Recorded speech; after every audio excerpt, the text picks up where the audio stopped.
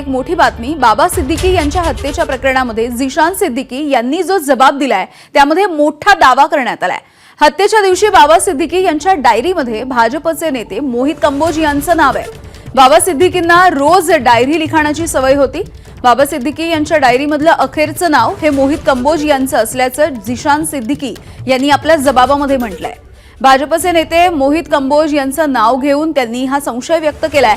जबाबामध्ये builder पृथ्वी चव्हाण, शाहिद बलवा यांचा सुद्धा उल्लेख आहे। शिवालिक वेंचर्स, अदानी, नबील पटेल यांच्या नावांचाही उल्लेख आहे। विनोद गोयंका, ओंकार बिल्डर्स यांच्या नावाचा सुद्धा झिशान सिद्दीकी यांनी जो जबाब दिलाय त्याच्यामध्ये उल्लेख करण्यात आलाय। झिशान यांच्या दाव्यानुसार वांद्रेमधल्या पुनर्विकास प्रकरणाचा संबंध आहे। पुनर्विकास प्रकल्पामध्ये नागरिकांची बाजू घेतली आणि त्यामुळे त्यांची हत्या झाली असा दावाही झिशान सिद्दीकी यांनी केलाय। तर हत्येचा पुनर्विकास प्रकल्पाशी संबंध नाही असा दावा आरोपपत्रामध्ये करण्यात आलाय आणि बिश्नोई टोळीच्या अँगलवरती पोलीस अद्यापही ठाम आहेत। सूरज ओझा आमचे प्रतिनिधी आपल्याला अपडेट्स देत आहेत। सूरज, झिशान सिद्दीकी यांच्या जबाबामध्ये हा मोठा दावा, अनेकांची नावं समोर येत आहेत, म्हणजे त्यांनी ज्यांच्यावरती आरोप केलेले आहेत डायरीमध्ये ज्यांचा उल्लेख आहे, आणि दुसऱ्यामध्ये एकीकडे बिश्नोई गँगचा अँगल दिला जातोय, दुसरीकडे पुनर्विकास प्रकल्पाचा। नक्की आपल्याकडे एबीपी माझाच्या हाती ती चार्जशीट आहे आणि त्या चार्जशीटमध्ये आम्ही बघितलं की ज्या आरोपी या हत्येमध्ये सामील होते त्यांचं कन्फेशनल स्टेटमेंट देखील त्याच्यात आहे। त्यांनी त्यांच्या कन्फेशनमध्ये सांगितलंय की ते लॉरेन्स बिश्नोई गँगसाठी काम करत होते, अनमोल बिश्नोई त्यांना हँडल करत होता। त्याचबरोबर झिशान सिद्दीकी यांचा स्टेटमेंट महत्त्वाचा होता कारण की त्यांच्या वडिलांना ठार मारण्यात आला होता। झिशान सिद्दीकीने त्यांच्या स्टेटमेंटमध्ये कुठेही लॉरेन्स बिश्नोई गँगचा उल्लेख केलेला नाहीये।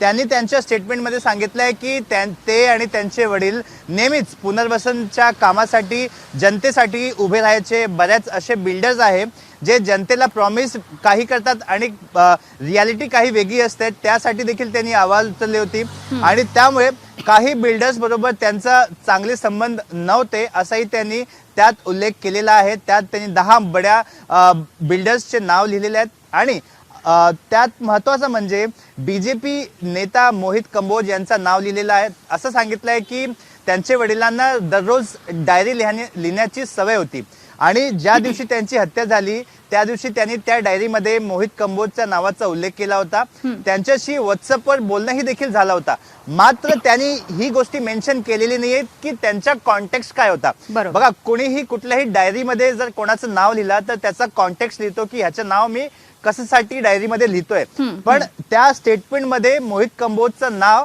आणि त्याचा कॉन्टेक्स्ट काय आहे ते लिहिलेलं नाहीये, मात्र त्यांचं नाव लिहिलेलं आहे असं त्यांनी त्यांच्या स्टेटमेंटमध्ये सांगितलंय। आणि स्टेटमेंटच्या शेवटी झिशान सिद्दीकीने सांगितलंय की मी जे काय सांगितलंय त्यावर तपास करणे गरजेचं आहे। तर या अँगलने पोलिसांनी तपास केला, पण पोलिसांना कुठल्याही प्रकारची सस्पेक्टेड किंवा संशयास्पद लिंक मिळालेली नाहीये। पोलिसांचं असं म्हणणं आहे की या हत्यामागे लॉरेन्स बिश्नोई गँगचाच हात आहे आणि तेच जे त्यांचं कन्क्लुजन आहे तेच ठेवून त्यांनी चार्जशीट दाखल केली आहे, मकोका लावलेला आहे आणि यापुढे जेव्हा ट्रायल होईल याच अँगलने ट्रायल सुद्धा केलं जाणार आहे। बरं, धन्यवाद सूरज या माहितीसाठी। एबीपी माझा, उघडा डोळे बघा नीट।